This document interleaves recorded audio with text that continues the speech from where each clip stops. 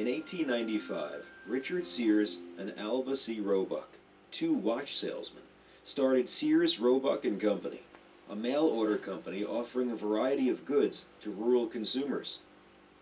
Along with Montgomery Ward and Company, the world's first giant mail-order enterprise, Sears helped grow Chicago's mail-order retailing industry into a major sector of the American economy.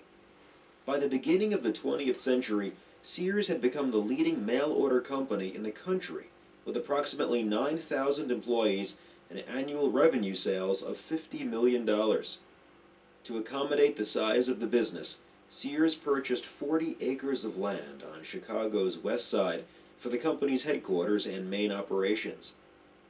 Over 7 decades, Sears enlarged the complex to include a 1 million square foot merchandise building, a powerhouse, a printing building, athletic facilities, a radio station, and over 9 miles of pneumatic tubing for inter-office communications.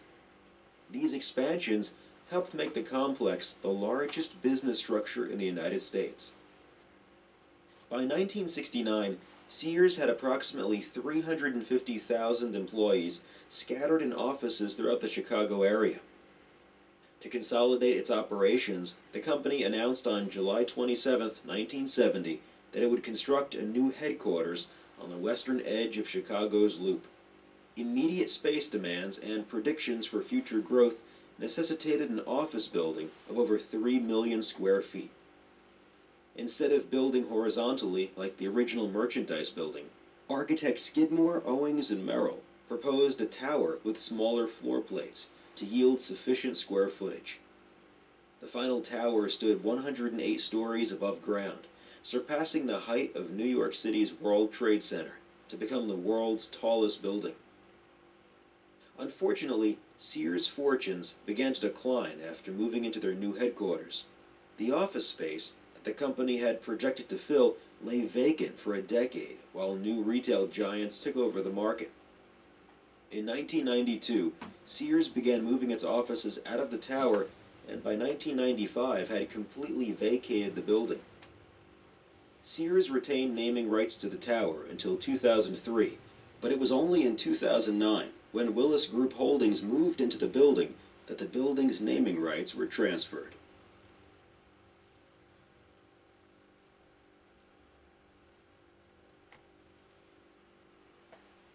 And now you know a lot more about Sears than I did when I started this journey of working with Dana Smith's incredible Kenmore that was gifted to her. Originally was her mother's Kenmore, and then she received it at the high school graduation. That seems to have been the thing, doesn't it? I know that as I was growing up, there were different gifts that were considered to be the go-to gift when someone was graduating high school. For a while, it was ties, and it was shirts, and it was some sort of specialty pen, and then it was engraved things. But for quite some time, it was a sewing machine. And primarily if you were a female graduating from high school. Not sure why that was the case. Yeah, I do. A lot of stereotypes back then about guys sewing. Probably hasn't changed dramatically over the years, but men are much more accepted now in the sewing space than they used to be. But what we're looking at here is a Kenmore model, and I've joked about this in other live streams. Kenmore loved to put a lot of numbers in association with their machines, and when you go to try to look something up, it's like, whoa, whoa, whoa! But the number on this machine, if you want to try to help me look it up and figure out, okay, what year was this machine made, then I'd like to mail you something special if you're the first to do it in the live chat, and if you're the first to reach out to me after the premiere and say, hey, I was the one. And so here's the number. Get ready to write it down.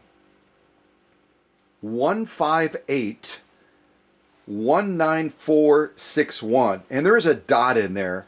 158 dot 19461. give me the year that this machine was made. There were a number of other machines by Kenmore made in the same year, but you'll be able to look it up if you go to the Kenmore serial listings. And if someone wants to try to figure where that's at and post that link in the chat to help others out, feel free to do that. But it's basically a Kenmore archive, isn't it?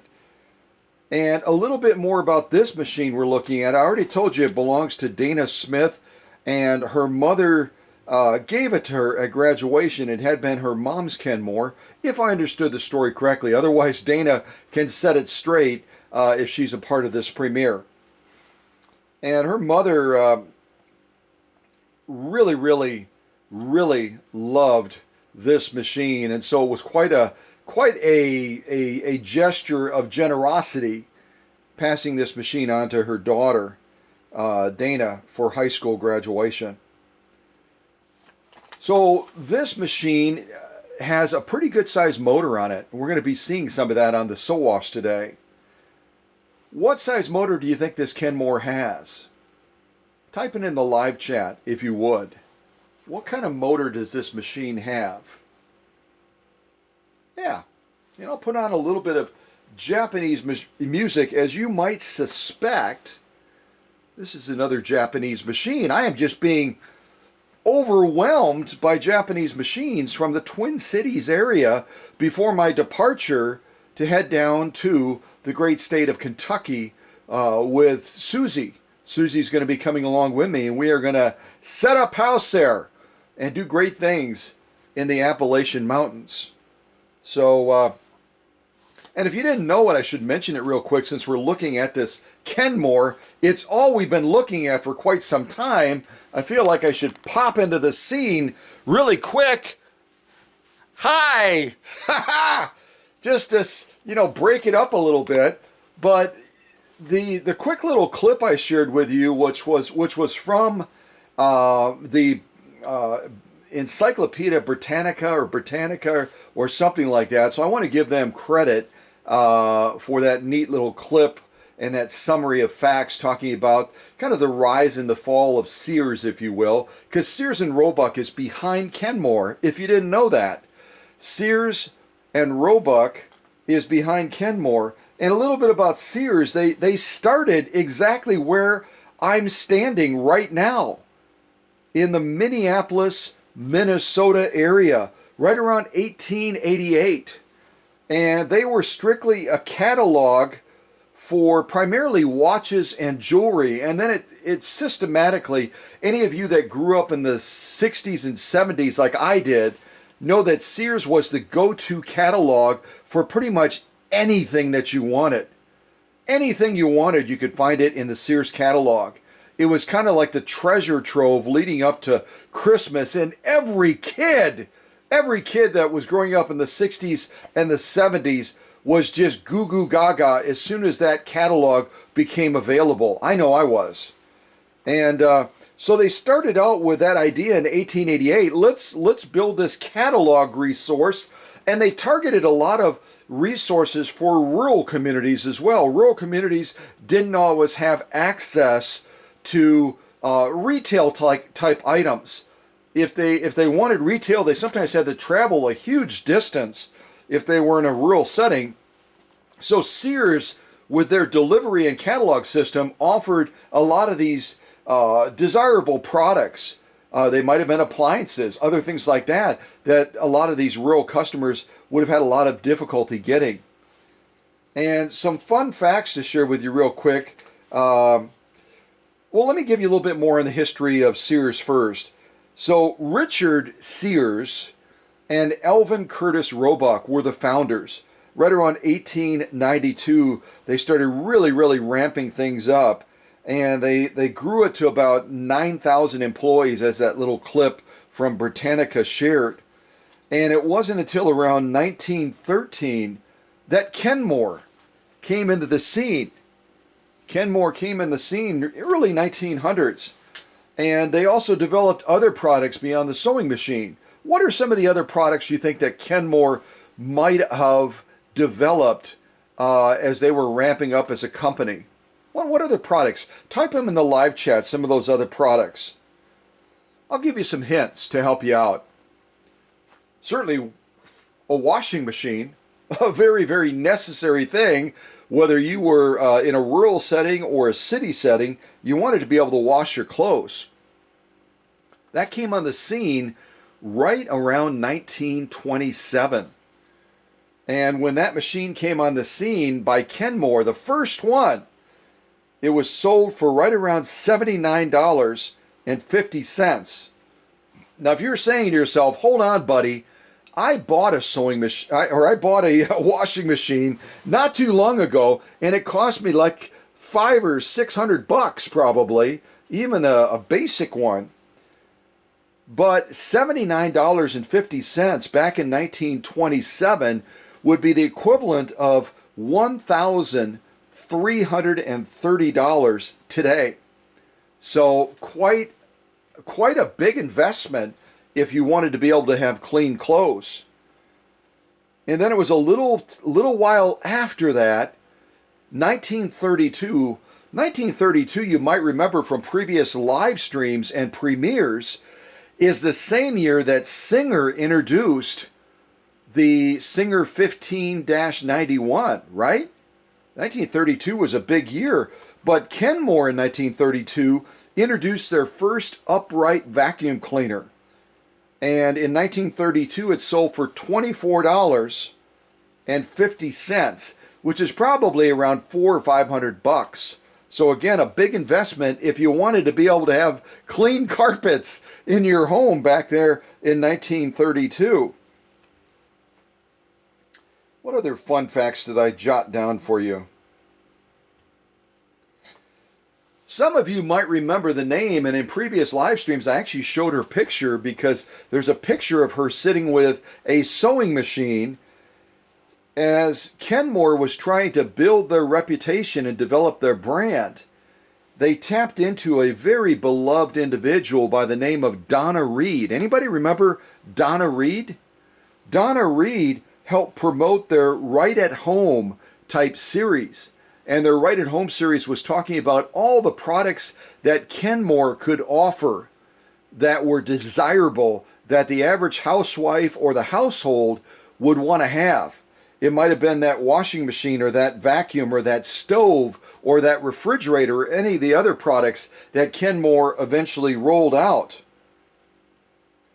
Now, Kenmore was not a Sears brand. Does anyone know who made Kenmores? There were actually two different companies, one that made them until around 1958, and another company starting after 1958 produced them until Sears went belly up and went bankrupt and basically disappeared off the earth. Anyone know that information? Type it in the live chat if you do. Who made the Kenmore brand up until around 1958? Who made it after 1958 until Kenmore/Sears went belly up? Does anyone remember? I'll give you a few seconds. Put on a little bit of Japanese music while you're contemplating that. And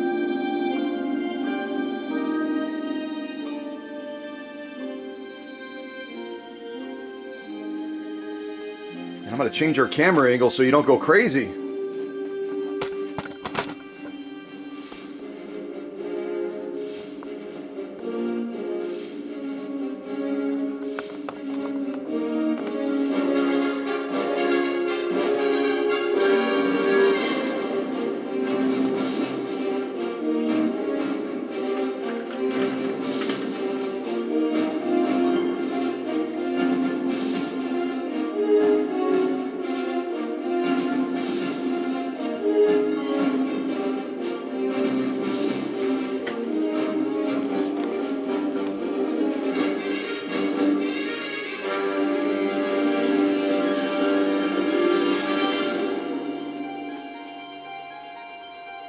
All right, let me stop this music real quick, and I'll give you the answers to the last questions that I asked. I know I hit you with a bunch of questions and also gave you a lot of information, and I'm going to restate some of that information right now so that one of the moderators can type it into the live chat so that we have a written record of it as well. So the question I asked you is, who made the Kenmore sewing machines up until around 1958? And the answer is, dun da da, it was the White Sewing Machine Company. And then after 1958, the production of these machines, even a little bit before that, I would argue as early as 1953, these machines were already being made over in Japan exclusively. And at that point, after 1958, they were being made by, and I'll give you a big hint, this company name means Eye of the Snake. Eye of the Snake. Does anyone remember what company that is? What company is that? Type it in the live chat if you know the company, that the name of the company actually means Eye of the Snake. And it got its name because the founders looked at a bobbin, and they looked at a bobbin and they said, hey, that looks like the eye of a snake. And they came up with this name, Janome. Janome. So Kenmore's after 1958 were made exclusively by Janome until Janome said, oh, I think this company is going under. They're probably not going to pay their bills anymore. And the production of the Kenmores stopped. At least the sewing machines did. So again, Kenmore, by way of Sears, has their roots reaching back to the area that I have the temporary workshop in right now, Minneapolis, Minnesota. And again, right around 1888, because Richard and Alvin, the founders of Sears and Roebuck, were watch guys. They repaired watches, they sold watches, and they decided to offer a catalog around 1888 where they offered watches and jewelry, and they were targeting particularly rural settings where people didn't have access to these big retailers in the city area. And then around, 1913, Kenmore developed as a brand, 1913. And again, they offered washing machines around 1927. They offered upright vacuums around 1932. And Donna Reed was their spokesperson for quite some time. So write some of those facts down if you'd be so kind. Hopefully somebody by now has looked up the serial number on this machine that belongs to Danna Smith of the Twin Cities area. And again, she received this gift from her mom at graduation. What a neat gift to get for any young lady of the time. Every young lady, moving towards the idea of eventually getting married, setting up a house, wanted to have a sewing machine. It was a key fixture in the home. Everyone had a sewing machine back in that time, and young ladies wanted them for sure. So if anyone looked it up, serial number 158.19461, 158.19461, you would have discovered that this machine that belongs to Danna is in fact from 1977. And some people would say 1977 is not really a vintage machine. I would say it probably is. And you can do the math yourself and figure out from 1977 until 2024. Well, and actually I'll do it with you right now. How old are we talking? Somebody else is going to be quicker than I am. I know you are. 2024, 1977. So 47 years old, almost a half a century. I think just shy of a half a century old, this qualifies as a vintage sewing machine. Maybe a young vintage sewing machine, but a vintage sewing machine nonetheless. And we're going to be running this machine through the paces today. I'm probably going to come off of the tripod and get a little bit closer to this machine, kind of walk you through it. I'm going to look at my notes first and just make sure I didn't forget anything. The other thing I asked you, I think earlier, was what size motor do you think that Danna's machine has? If you guessed a 1 amp motor, 1.0, then you nailed it. Give yourself a pat on the back. And the foot controller, if you want to see the foot controller, it's an original foot controller for this Kenmore. This is what it would have looked like. Kind of compact and tidy, and made in Japan, rated at 1.2 amps. So even back then they understood the principle of this being the gateway for electricity that's working its way towards the machine. So the gateway needs to be wide enough and big enough to allow that electricity to flood in and to supply that motor that's hungry with the necessary power to do the sewing that it needs to do. So 1.2 versus 1 amp, perfect setup. Perfect setup for this Kenmore sewing machine. All right. Let's see. I'm double checking, triple checking my notes. But I think it's really cool that Sears, who built this machine, not really built it. It was actually the White Sewing Machine Company and Janome as well. Based on the year of this machine, it would have been Janome, obviously, over in Japan. But Sears and Roebuck is still stamped on the data plate on the side of the machine. We can try to take a peek at that so you can see that.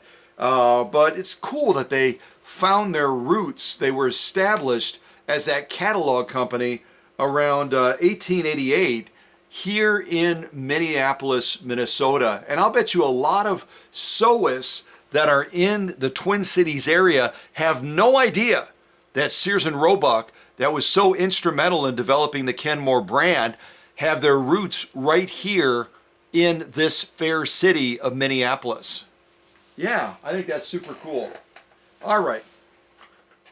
What else do I have? I think that's about it. Let me put on some more music. Let's take a closer look at this Kenmore that Danna got at graduation from high school.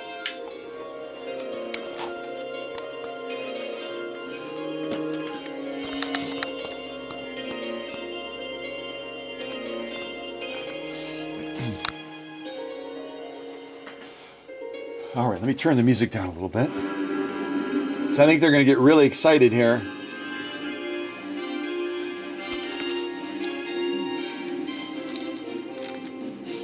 I'm just going to wait till it runs out. It's almost done. Ha! Yes.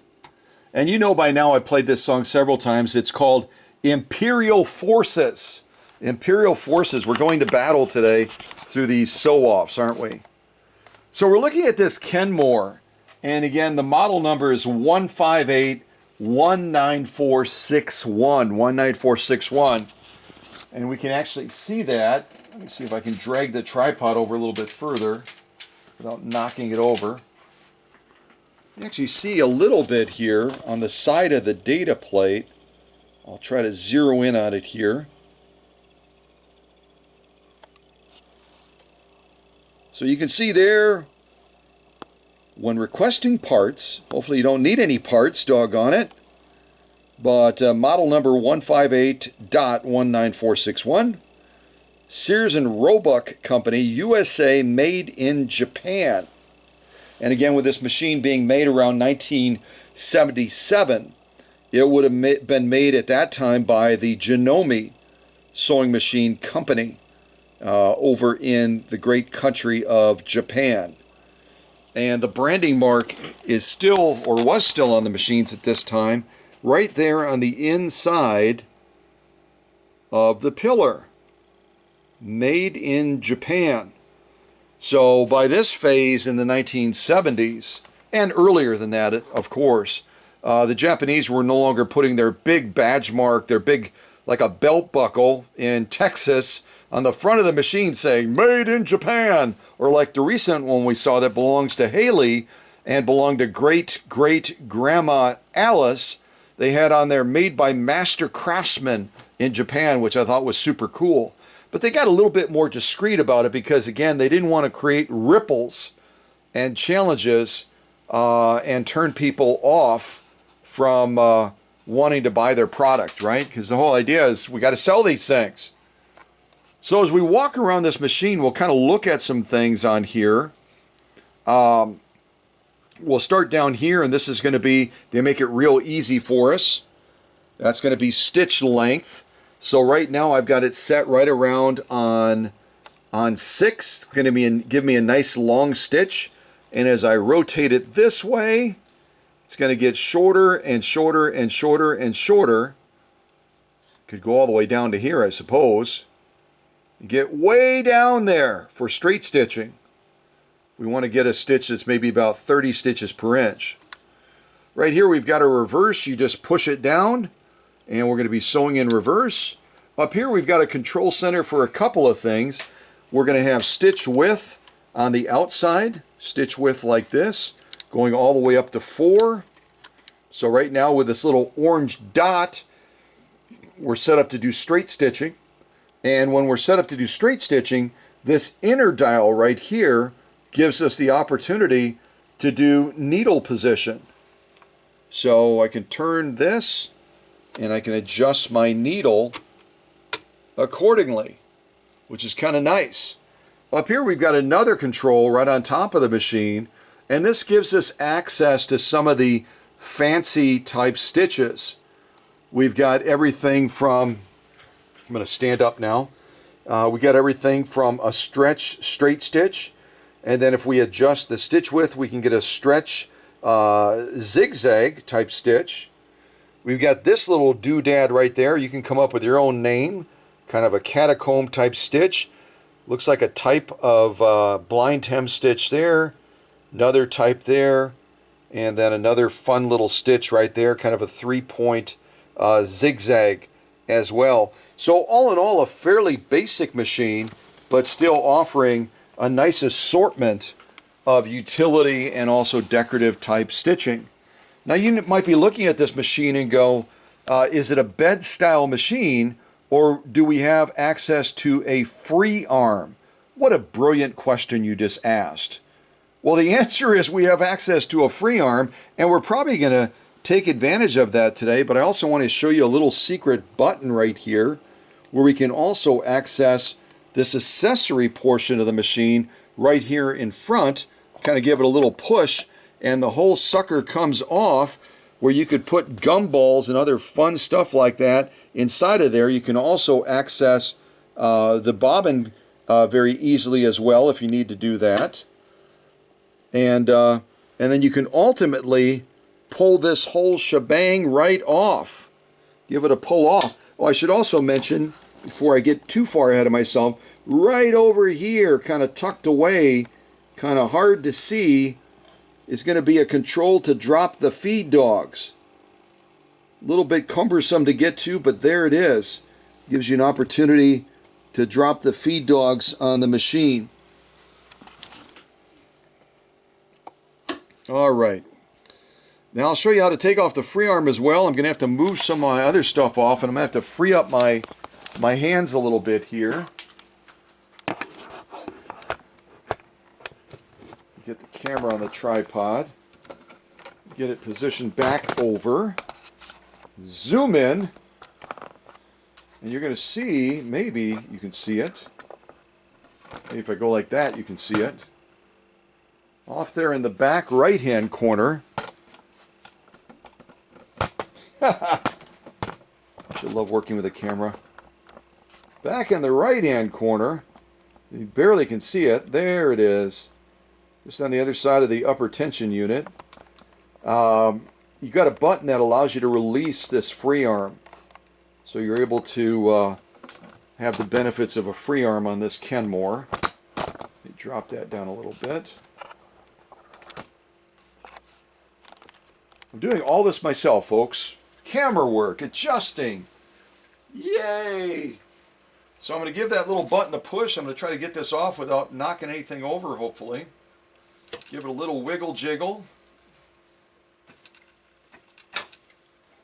And I did grease this as well to make it come off easier, but it still kind of sticks just a wee bit. But you can see this kind of goes inside of the machine, kind of locks into place, and then by pushing that button we can take it off, and then we can put our little accessory doodad back on again, hopefully. Kind of locks into place, sort of, kind of. And then we've got this as our bed work area if we want to put that back on again. Yeah. Cool. All right. So I'm going to set this this bed to the side just for a moment. We'll do a couple of sew-offs. Oh, I got to finish walking around the machine first. Let me do that. Also cover threading as well. Get this set up, turned around.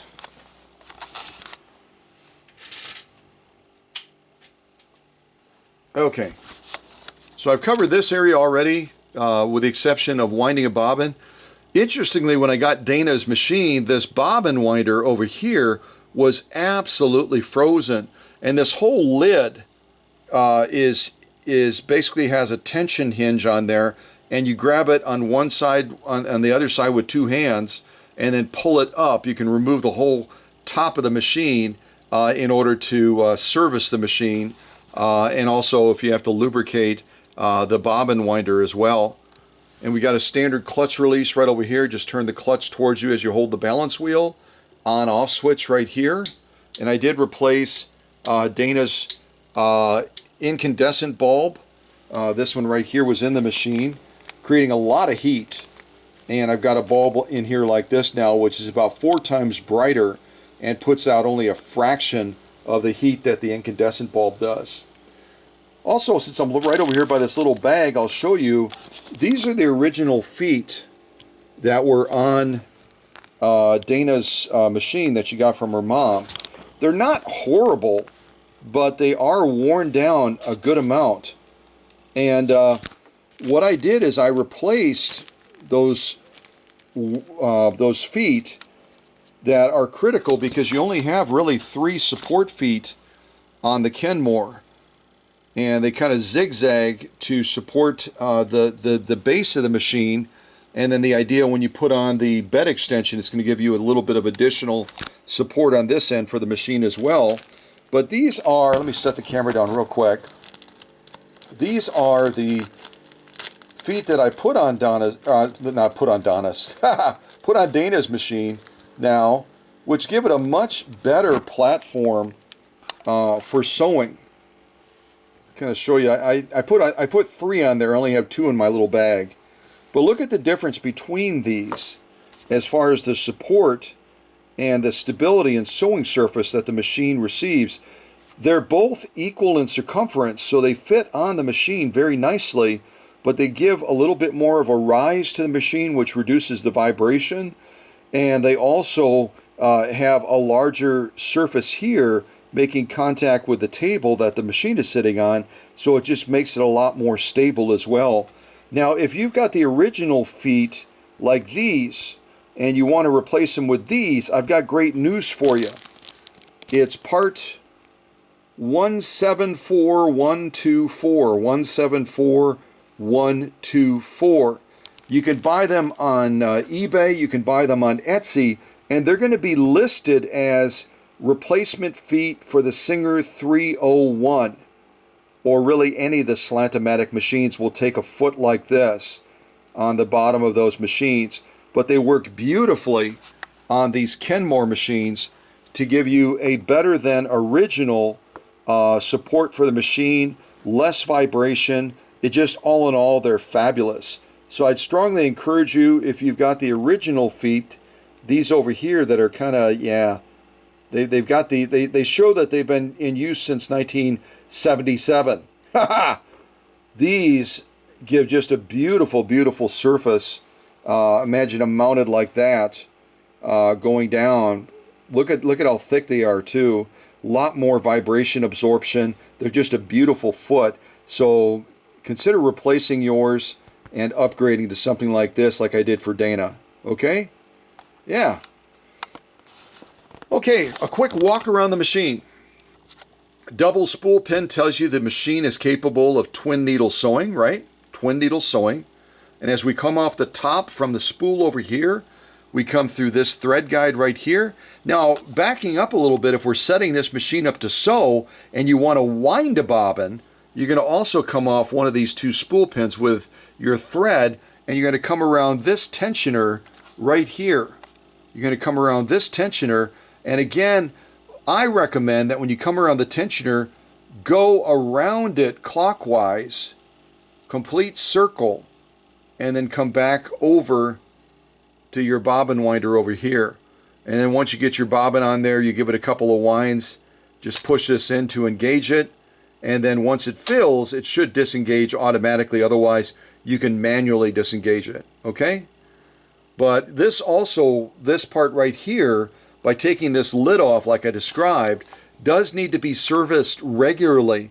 All the heat coming up here, the motor is in the pillar area, all that heat radiating up here dries this out, and this thing was literally frozen when it came to the workshop. I had to take the entire assembly off once I got the lid off and lubricate it very, very well to get it moving freely again so that it's easy to wind a bobbin. Initially, it was just like, I'm not going to move, not going to move. So back to threading the machine, we come off the top, we come through this little thread guide right here. I think you can see that. And then we drop down to our upper tension unit right here. And again, whenever you're threading in upper tension, make sure that you have the presser foot lever in the back in the up position so there's no pressure on these discs. See how they're jiggly wiggly? That means there's no pressure. If I drop that presser foot lever, then all of a sudden they become rigid and locked in place, right? And you never want to thread a machine when they're rigid and locked in place, otherwise you won't be able to draw the thread in properly. And just like the last Japanese machine that belonged to Haley, we're going to come around the bottom and we're going to come through this take-up spring right here. And then when we draw that spring up, that thread automatically, as we bring this up, it's going to saddle right in that little notch right there, which is exactly what we want. And then we're going to bring the thread through this thread guide up here to the take-up arm, thread it from right to left, back down through this thread guide again, right over here. And then we've got another thread guide. Actually, we've got a dual thread guide right here for twin needle sewing. You see you've got one here you can snap into the thread, one here you can snap into the thread. I chose the right one. So you can see there you've got a choice of two for twin needle sewing. And you only need one when you're doing single needle sewing like I am. And then we got another thread guide, actually two thread guides technically, right above the needle right there. And I chose the one on the right again. You just draw the thread in from the back and thread it into there. So we've got that thread guide, we've got this thread guide, we've got this thread guide, and ultimately up here we've got this thread guide. So make sure you get all those thread guides when you're threading the machine so that your machine will run properly. Finally, we're going to be threading our Schmetz 9014 needle from front to back, okay? And that means that the flat side of the needle is going to be facing towards the rear of the machine, right? We've got our bobbin case down here. I already gave you a glimpse of that. And you can look at the hook system right away and pretty much figure out what hook system we're working with, right? I think you can figure it out. Looks like an oscillating hook, doesn't it? Oscillating hook system. And you can see, just like Haley's recent machine that belonged to great-great-grandma Alice, this one also with the bobbin case is pointing at the 1 o'clock position. There's other Japanese machines where the bobbin case finger, as I call it, will be pointing at the 11 o'clock position. If you order a new one, like I said in that other live stream premiere, make sure you order the proper bobbin case. Otherwise, it's not going to snap in. It won't fit in there properly, right? And these are quick releases right here. So you can pull that entire hook system out and do a thorough cleaning. Make sure it's lubricated lightly, not heavily. And then you can have a well-running, happy machine. Yeah, why not? Happy is good. Happy is always good. That's about it. I believe that's about it. I think that's about it. That's our little release for there. Yeah. Okay, let me go back up on the tripod, and we'll put this Japanese Kenmore, made by, at the time, made by the Janome Sewing Machine Company. Put this puppy to work. Be able to show off this special gift that Danna got from her mother at graduation.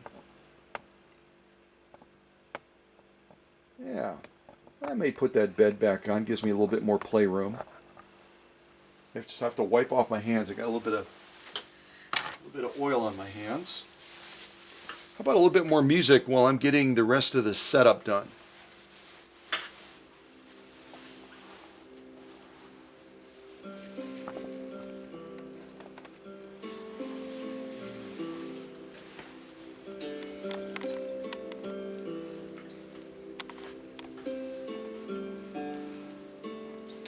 Oh, and I didn't mention Coates & Clark thread, as usual. I love Joann's. I think a lot of people love Joann's, don't they? Hancock Fabrics went out of business, and now everyone that was devoted to Hancock Fabrics is like, hey, let's go to Joann's. And I'm like, yeah, let's do it.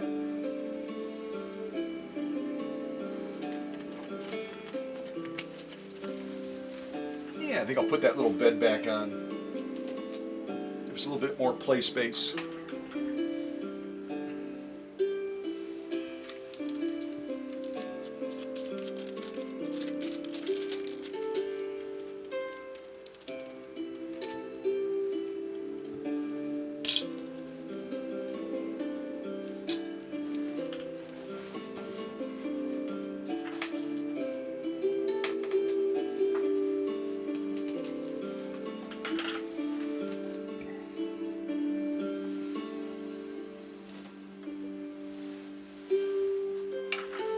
And if you were wondering, I don't know if you were wondering, this is all metal. It's heavy. Just as the rest of the machine is also metal as well. And we can do a quick magnetic test to see if it's a ferrous or a non-ferrous metal. So the faceplate area, non-ferrous. So we might be looking at an aluminum type construction. Aluminum. So the entire machine is non-ferrous. The metal that they used is not giving a magnetic response. The only magnetic response we get is when we go all the way over to the bobbin winding area or to the spool pins. So, but don't let that fool you. This machine is still very, very heavy. Still very, very heavy. All right, I'm trying to walk this back into place here.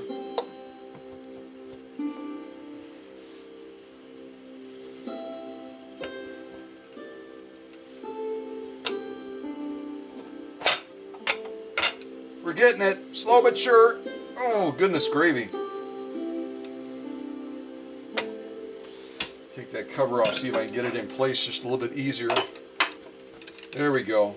So a quick little tip, lift the machine up a little bit and it'll slide on much easier. I was kind of resisting against this rubber mat apparently.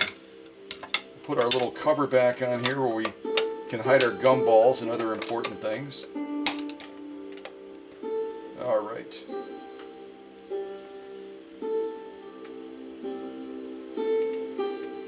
Yeah, on this machine I really like this workspace. I think it's nicely set up, don't you?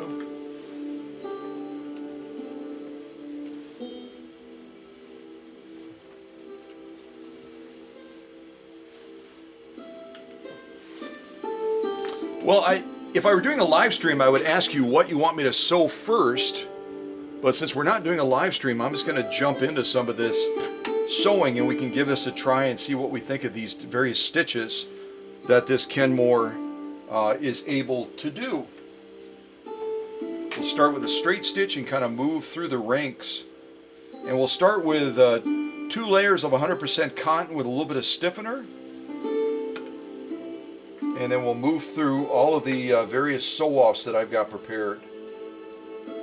I did not show you, but I know I've covered this many times in other live streams and premieres. Presser foot pressure is so essential when it comes to sewing. And your presser foot adjustment is right up here. And like a lot of the Japanese machines, it has a quick release so that you're able to release all that pressure. Also, this one on Danna's machine, I don't know if you can see it in the shot or not, but it is numbered in red. I talked about that when I presented Haley's machine and the fact that it didn't have the numbers. This one does have the numbers. You can see that in the shot, which makes it a lot easier when you're changing between different materials to remember what pressure foot pressure number worked well with that material.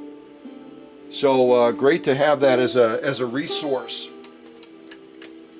Also, on this particular Kenmore that belongs to Danna, when you release that pressure foot pressure like I did right now, you have access to a lot more clearance underneath the pressure foot. With that pressure off, you see it's off right there. With that pressure off, I'll come out right about to there.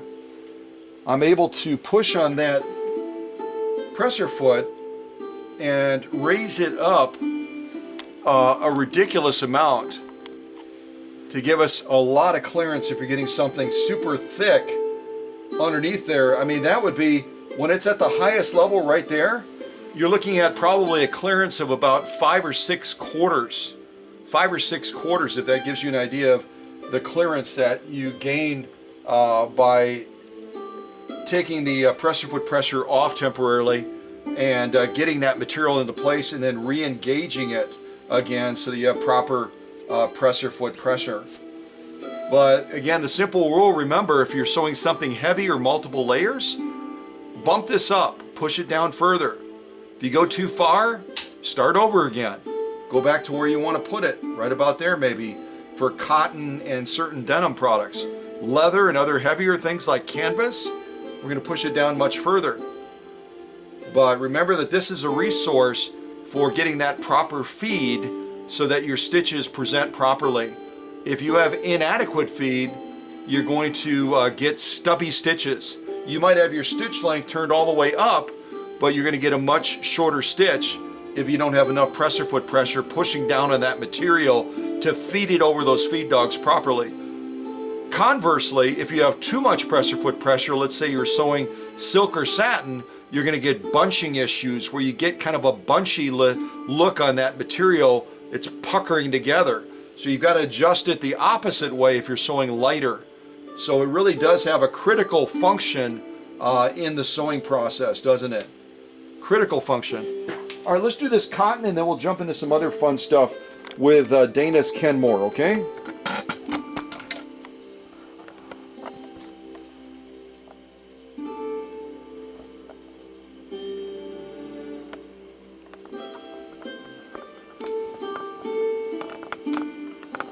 All right, try it right about there. Hopefully the camera doesn't start drifting.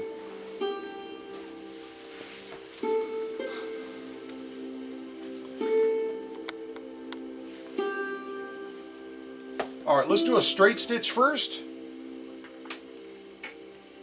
I'm going to pause our music real quick.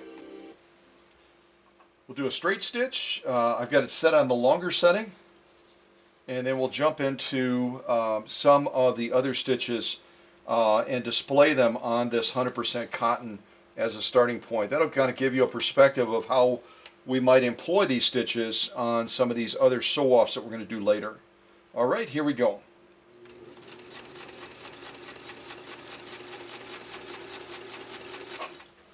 All right, so a simple little straight stitch we did.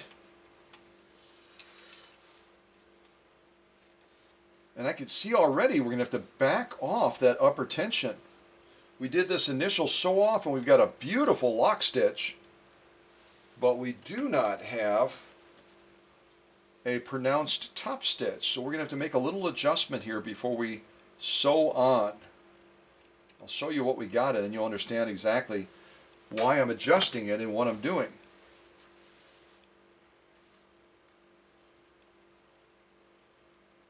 Let's see, come off the tripod real quick. Did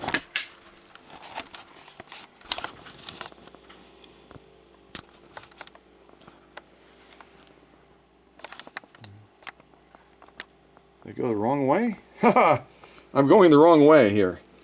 Okay, so this is the straight stitch that we just did on Danna's machine. As you go across, you're going to see that we don't have enough pull down. Let me angle it like this. We don't have enough pull down, and so that top stitch is grossly undefined. It's grossly undefined, which means that bobbin case was not able to pull down hard enough. We turn it over and we look at that lock stitch. We're spot on. We're spot on. Nicely pronounced. So we've got one of two choices. We've got one of two choices. We either need to back off the upper tension. We're set on 6 right now, a little bit over 6. We can back it off. But if we do that, we might also start to lose our lock stitch. So we've got a choice. We can either adjust the upper tension right now or leave this, take this little cover off, pull out the bobbin, and we can adjust that. I think I'll do that so that you can also see how that's done, right? So let me get the camera back on the tripod since I'll need both hands. Move the camera over a little bit, see if we can get in that area.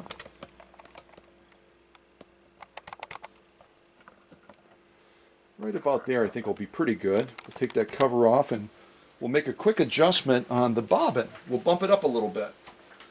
We're going to pump up the bobbin a little bit. Trying to see my screen here. There we go.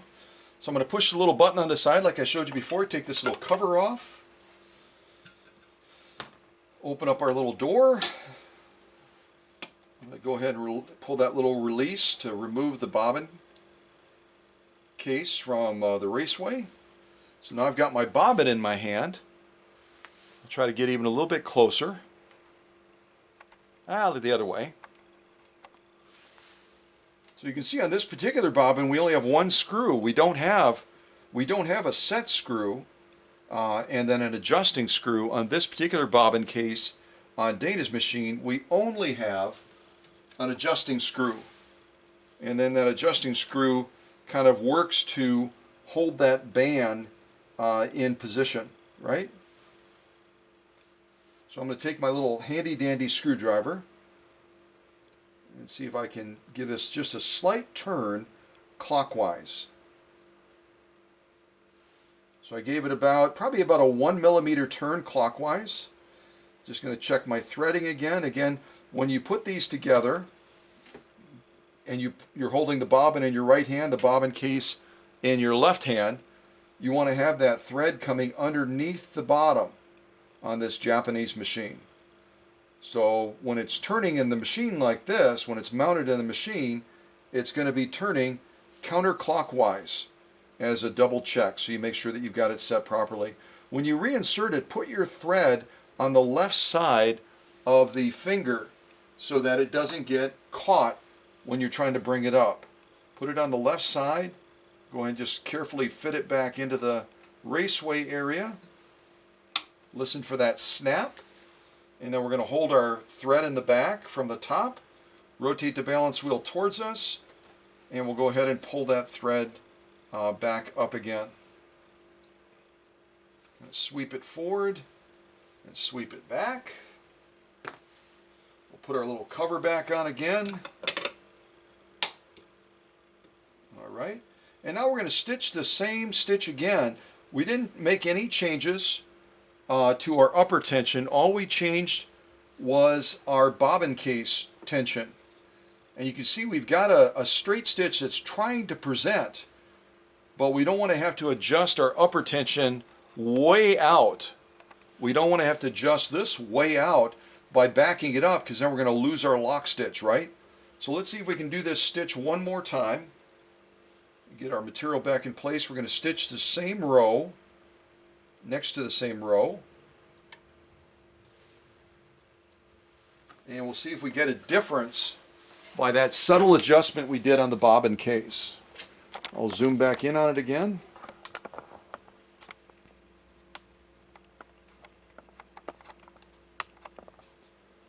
You can see it's really trying. That bobbin case was really trying to bring that stitch definition out, but it missed the mark because that upper tension was just pulling too hard.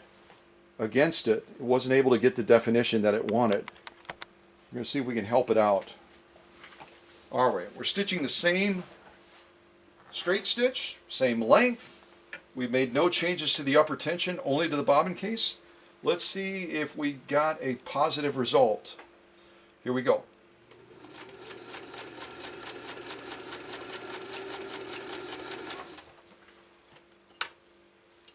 Yeah, starting to come in, probably still a little bit on the weak side.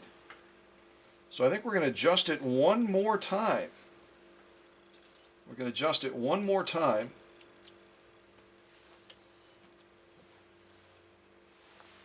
Just change my camera distance a little bit so you can join me again on the journey.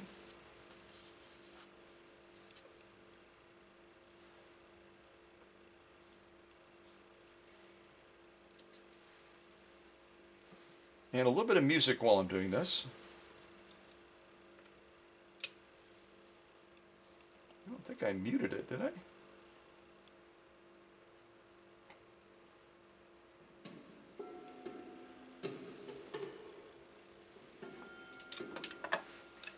Open our little cover up.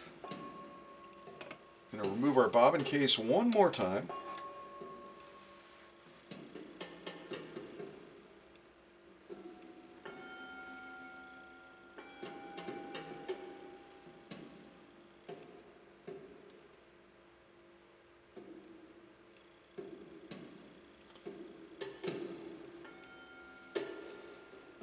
Pop that back in.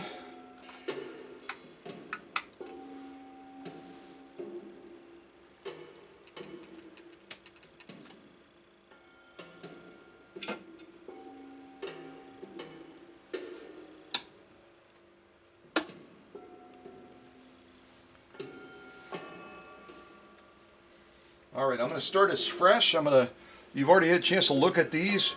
We did our first row right here, and it was very undefined. We made that adjustment. It was more defined. Now we're going to clip those off as something of the past, and we'll see if we have a good start that we can initiate. I'll put this right over to the side. See if we have a good start we can initiate. I better put my little cover back on.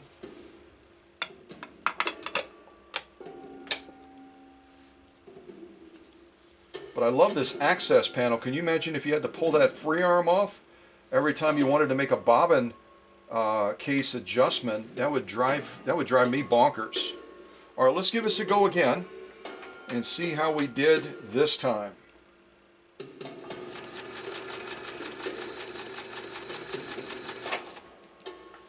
Oh yeah, much nicer. Hopefully we didn't lose. Yep, we kept our lock stitch as well, so that's good. Good. Let's take a look at these.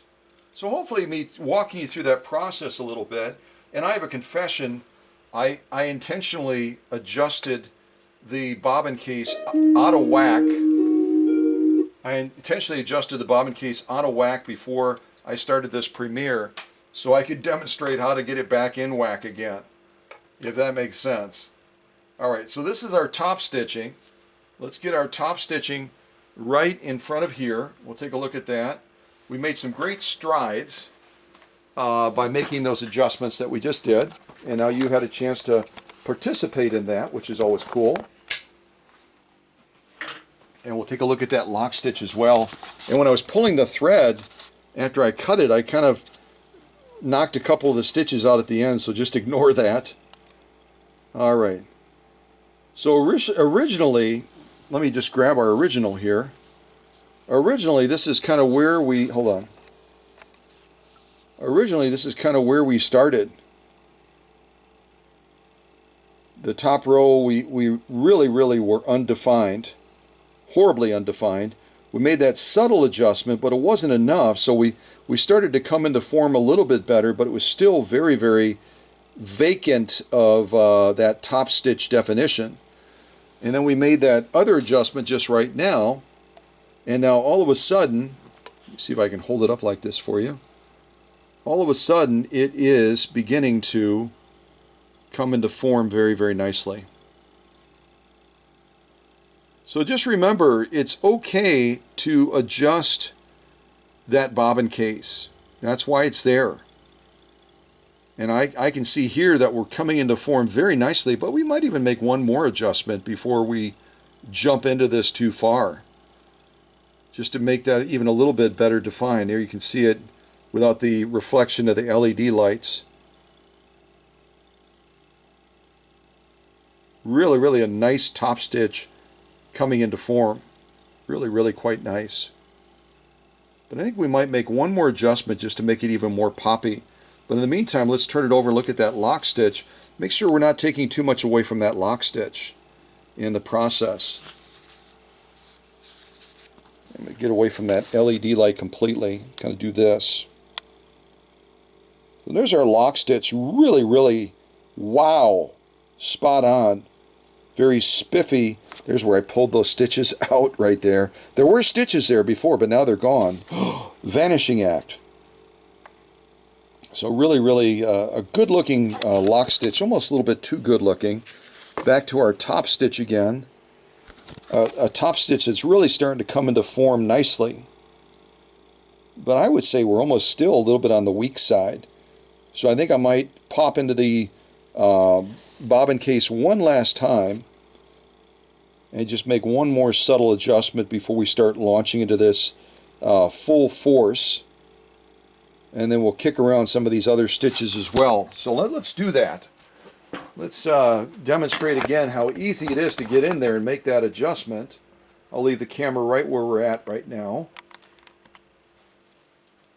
A little bit of Japanese music while we're doing this.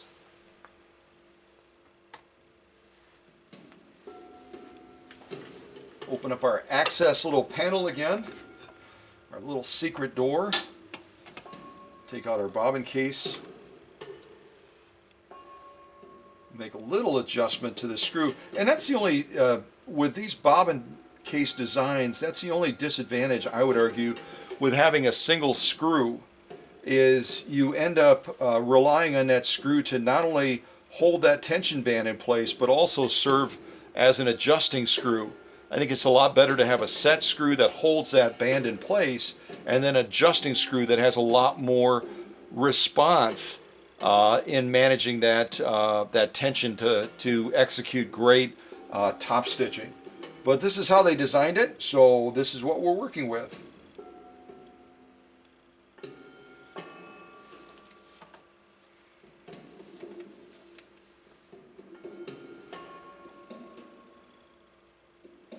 One more subtle little adjustment here.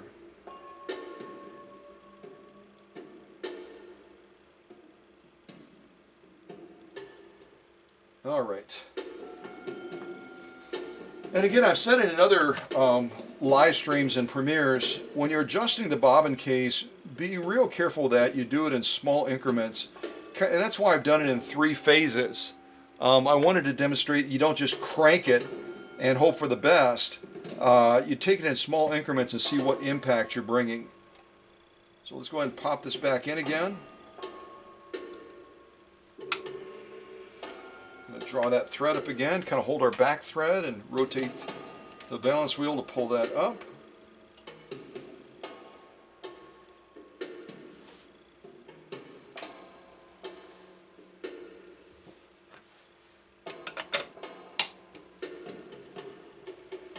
Alright, so we're going to stitch this again and see what impact we brought.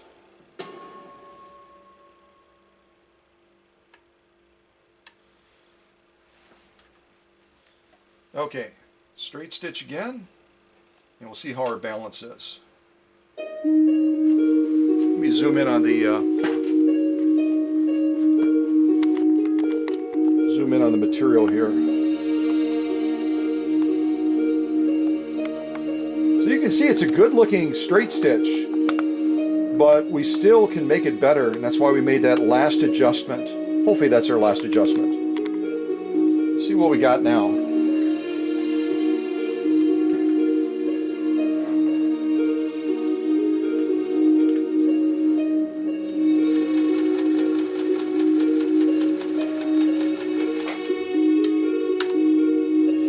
Oh my goodness gravy.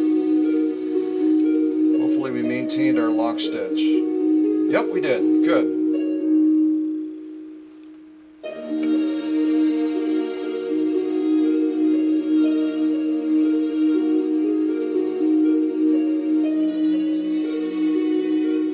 Try not to yank out my stitches this time. All right, let's take a look at these. Grab the camera.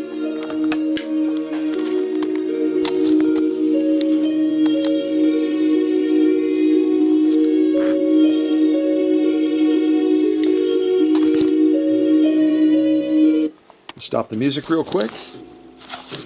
Oh, well, maybe not. Maybe I'm going to start the music. Okay, let's take a look at this again.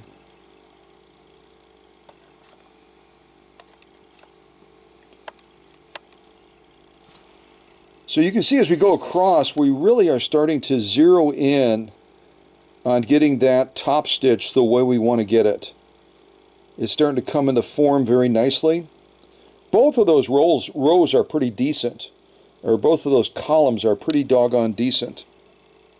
Look at it with a little bit of an angle as well, as long as we can block out those the reflection of the LED lights.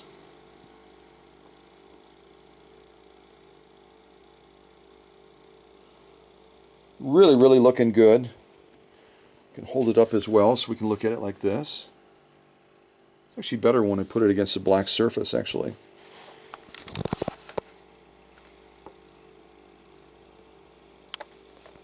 Now, did we maintain the lock stitch? Let's turn this over and see how our lock stitch looks now.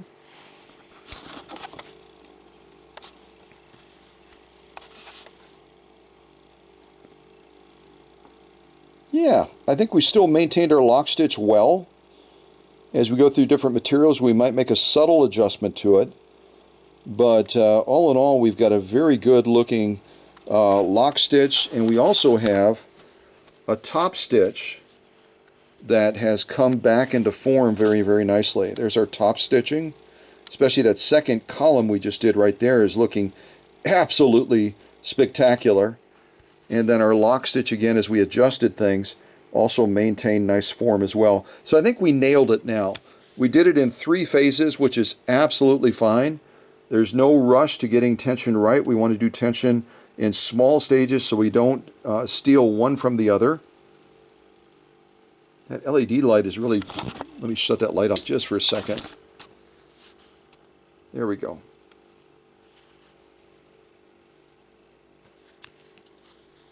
Yeah, let's move on. Let's move on. I'm going to get the camera back up on the tripod. But I hope that little exercise that we just did together of adjusting the bobbin case, a lot of people are terrified. Any of you that are honest enough to admit it in this premiere will admit that you have a lot of trepidation. You don't have a lot of trepidation about adjusting that upper tension right there. Everybody's pretty comfortable goofing around with that. But taking the bobbin case out, it kind of freaks people out a little bit, doesn't it? But I hopefully by showing you that 3 times, it's increased your comfort level a little bit and saying, yeah, I can do that. I'll just do it in small increments like Scott said, and that way I don't steal away from the lock stitch. We get a nice balance between the two, and they can be friends. They can hopefully be friends. Yeah.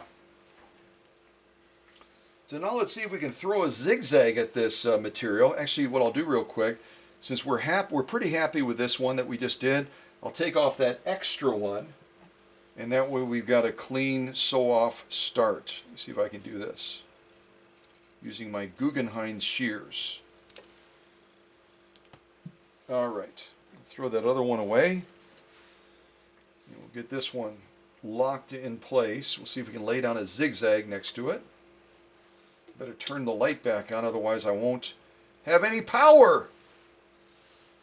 Okay, so now we're going to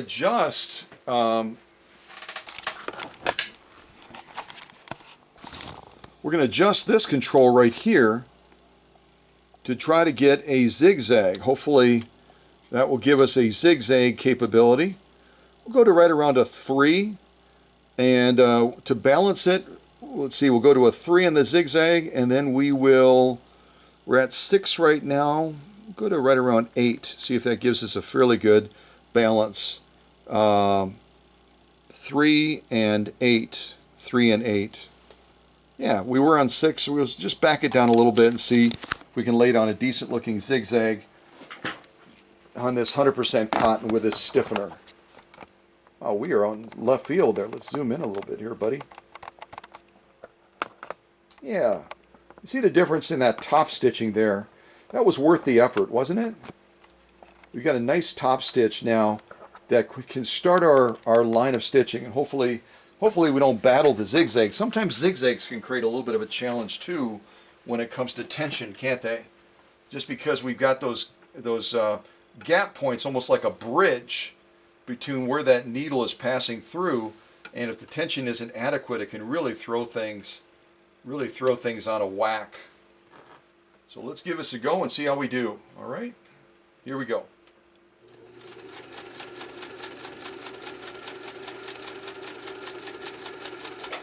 And if you're saying to yourself, that seems like a really, really quiet machine. It's got a 1 amp motor, and yet it's really, really whisper quiet. You're absolutely right. This machine needed quite a bit of TLC from a standpoint of lubrication. I might post some pictures as well showing you the gearbox on this machine that is absolutely critical as far as servicing, but I'll bet you that the average sewing vac is not going to touch it. They're going to be terrified to mess around with the gearbox because you have to take the bottom of the machine off to get to it. But when it comes in the workshop, that's the level of service that you're going to get. All right, let's come out again. Look at this straight stitching and zigzagging. See if we kind of go down like this. Wow. Wow. Ha ha! This machine is amazing. A little bit of workshop magic, and it is just sewing a dream. It's sewing a dream. Beautiful straight stitching. We made those adjustments on the bobbin case. We got a beautiful straight stitch presenting now. We got a beautiful zigzag as well. Absolutely breathtaking. Page 34 plus. Now we're going to turn it over and look at that lock stitching. See if we maintained things there as well. Move it a little bit further away from that LED light. That helps us quite a bit.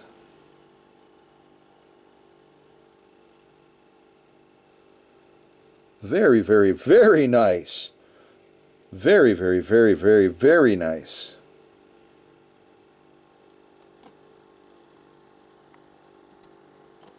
Absolutely spectacular. Let's build on this now. We got some fun starting here with our straight stitching and our zigzagging. Let's move into some of those specialty stitches now and see how we can do with those. Let's move into some of those specialty stitches.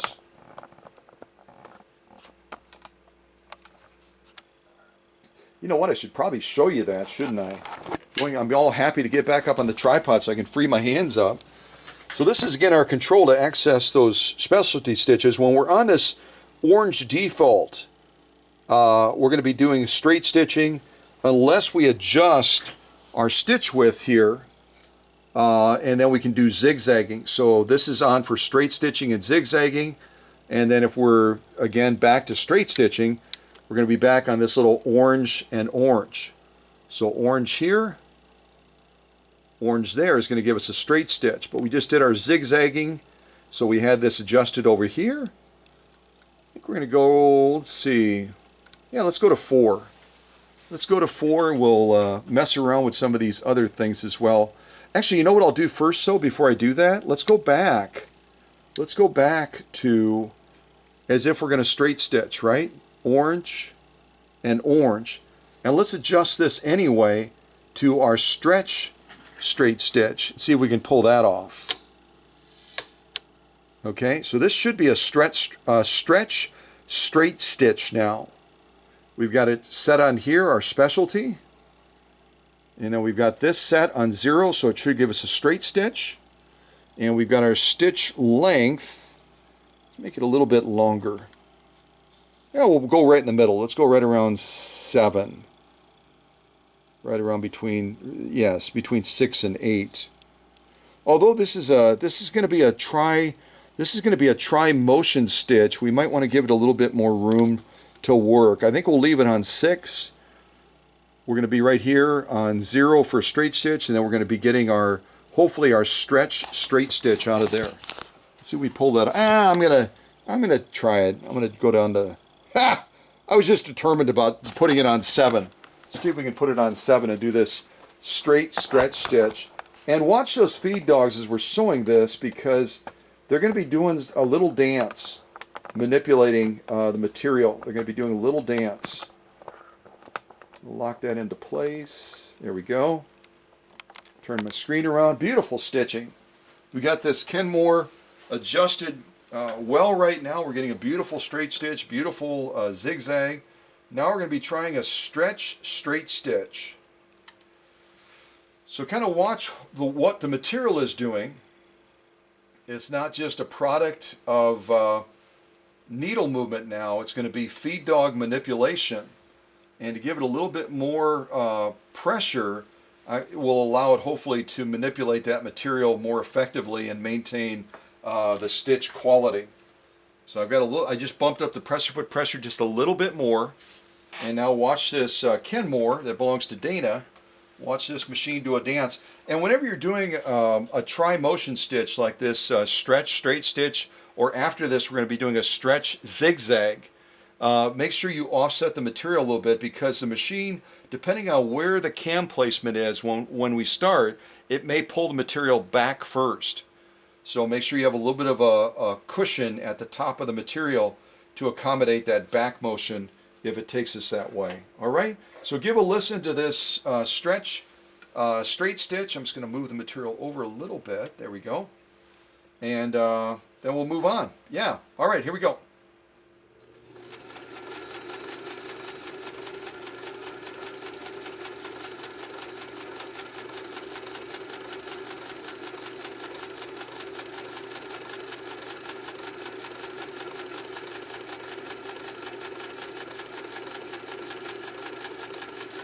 You see that motion of the feed dogs?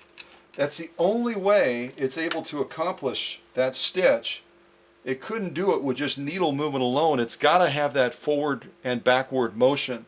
And it's not a matter of just going backwards and forward like this, back, forth, back, forth. It's back, back, forth, forth, forth, back, back, forth, forth, forth. You'll see that it's manipulating it very rapidly, going multiple directions.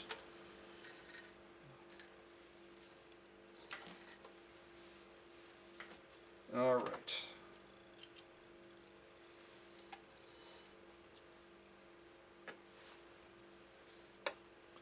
Take a look at the stretch straight, but we're going to do a stretch zigzag next to it first, and then we'll look at both of them together. Again, I'm offsetting that material just a little bit, and all I'm going to change on the machine, I'll give you an initial glimpse of that stretch straight stitch. I always call it a kind of a pearlized stitch. Kind of has that appearance to it, doesn't it? Let me shut my light off real quick. Kind of has a pearlized look to it.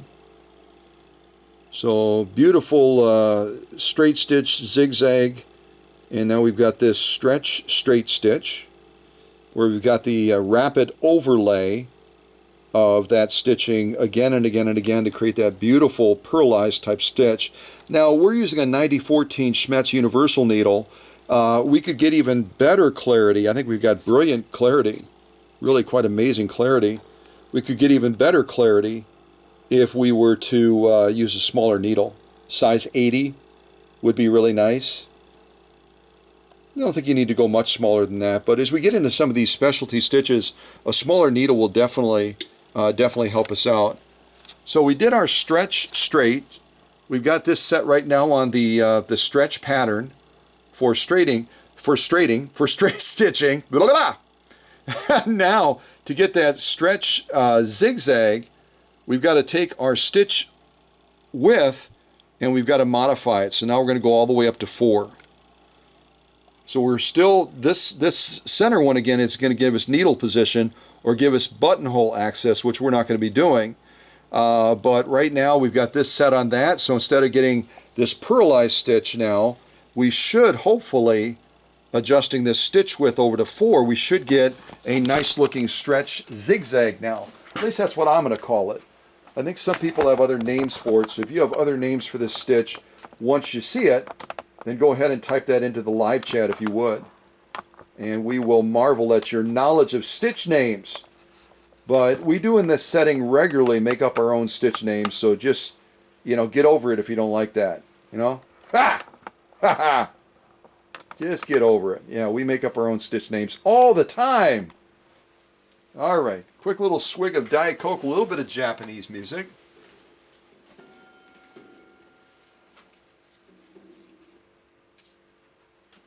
I think that guy broke his drum.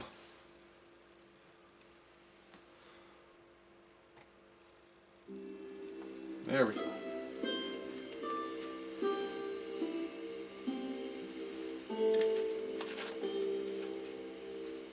All right, let's see if we can pull off a stretch zigzag now.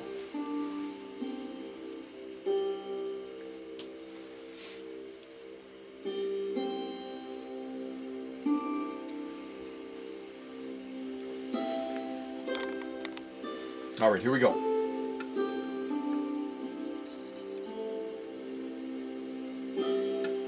Oh, it's wider than I realized. I gotta move that over just a little bit.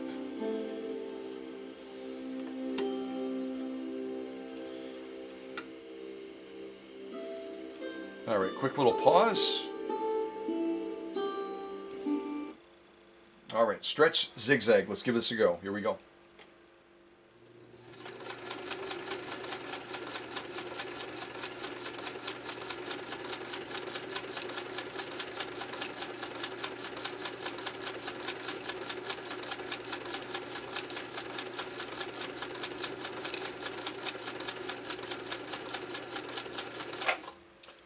So I can totally change the look of this stretch zigzag if I were to manipulate the stitch length and stitch width just a little bit.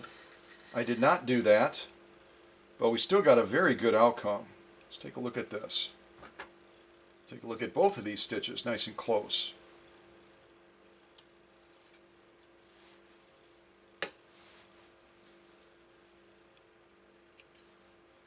And again, depending on where that cam stack starts, you sometimes will get a little bit of an anomaly right at the beginning as it's executing that stitch. Let me bring you over by the machine and we will take a look at these two stitches. I think maybe sometimes people call this a rick rack. Is that it? Is that the name of the stitch? I have no idea.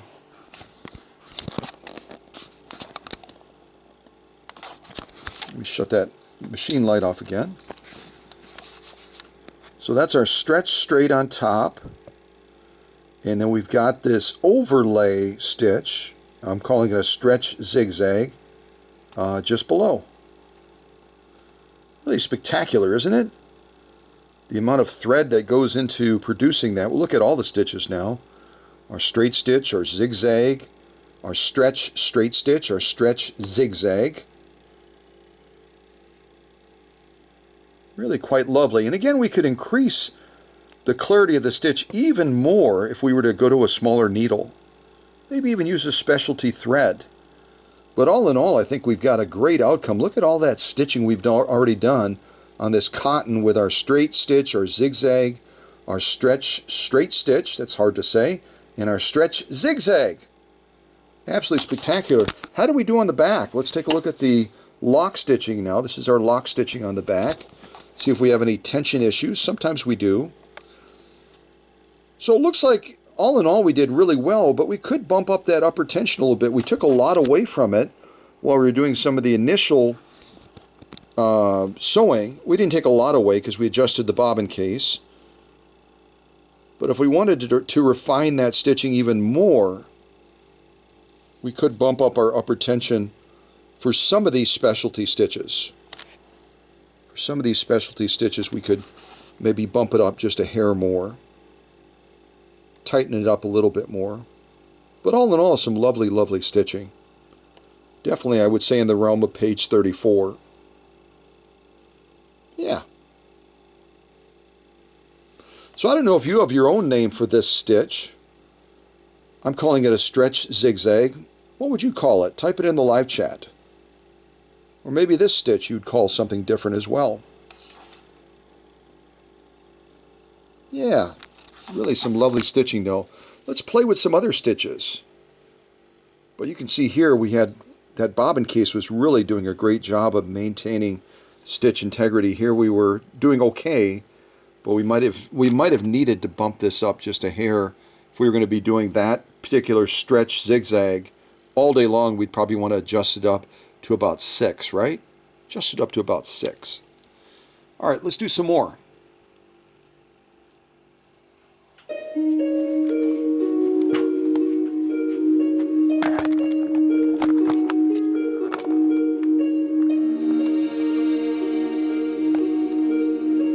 I should have just stayed off the tripod.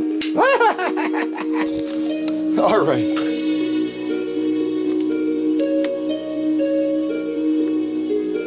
All right, I'm going to adjust over to this one now.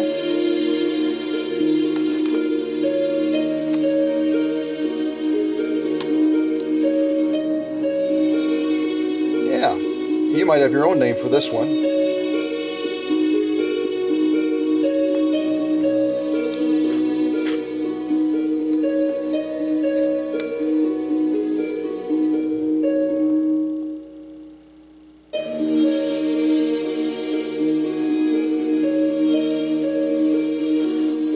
All right, let's give this next stitch a try.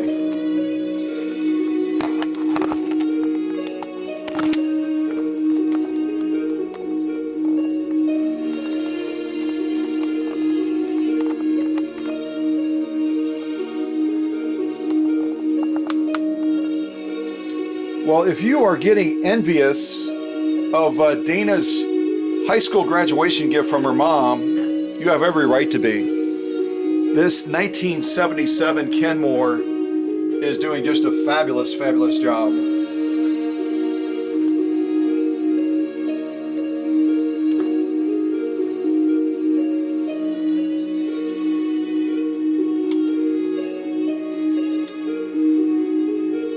All right, let's do this next stitch.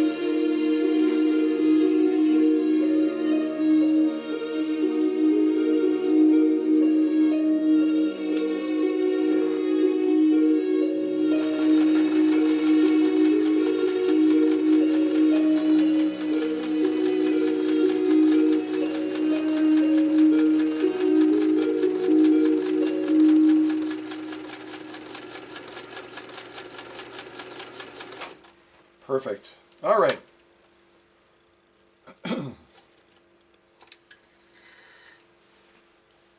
Oh, that's a fun stitch, isn't it? Almost looks like a almost looks like a puzzle piece to me. Almost looks like a puzzle piece. And again, we could change the look of this stitch by adjusting our stitch width or our stitch length. Give it a totally different look.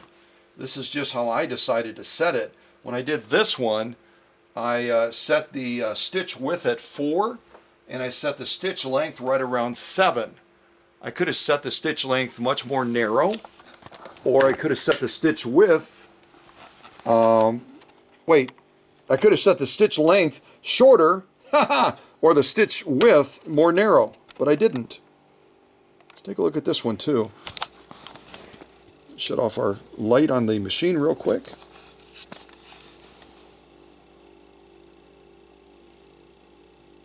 Yeah, so that's the one I can get closer. That's the one we just did.